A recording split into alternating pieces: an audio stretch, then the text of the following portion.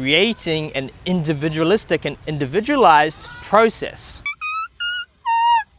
Amazing. So I think there's a few different stages to everything. The first stage is usually imitation. So we want to learn something, we imitate others in that regard. But the problem is you can get stuck here. So just think about if you are the type of person that just consumes information and is just, you got a problem in your life or something you want to work on and you're just obsessed about learning more about it. And eventually you might recognize that you are addicted or stuck here, or at least, you're kind of jumping from thing to thing.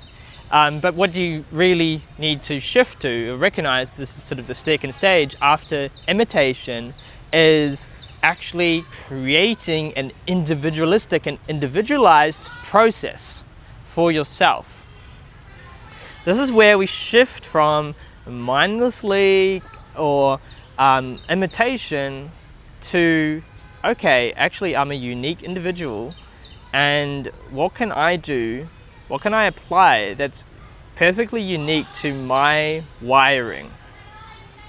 This is where you shift to understanding aspects of yourself, and you're now using the things you've learned and imitated and applying it to aspects of you and where it actually works. And this is where you kind of synthesize the lessons, right? Let's take a really simple example. There's this common idea of some people desire to be confident, right? So what do you do? Well, a lot of people these days, a lot of young guys would go online and imitate. They see how other people are speaking. They see how other people are, their body language, whatever else.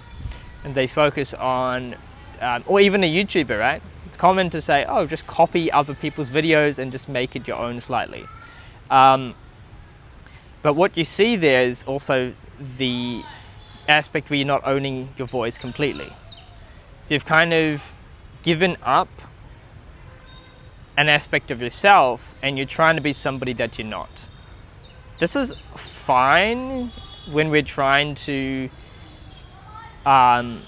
shift in the direction of something that we don't have right now.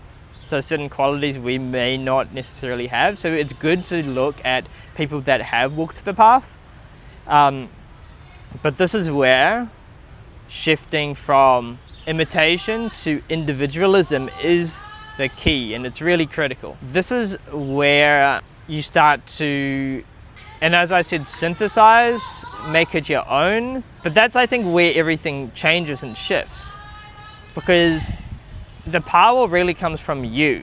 The power really comes from recognizing that you uniquely have something inside of you that's beautiful, that's powerful, that's empowering, and diving into how you can best utilize that in whatever you want to do or accomplish. And that's where you bring that individuality and the gift of yourself, your individual unique gift to this world, because we all have a gift, but often we think we don't have it, or we think that somebody else has something, but everybody has walked their own life, learned certain lessons, and has a unique perspective. So diving into that can be incredibly groundbreaking.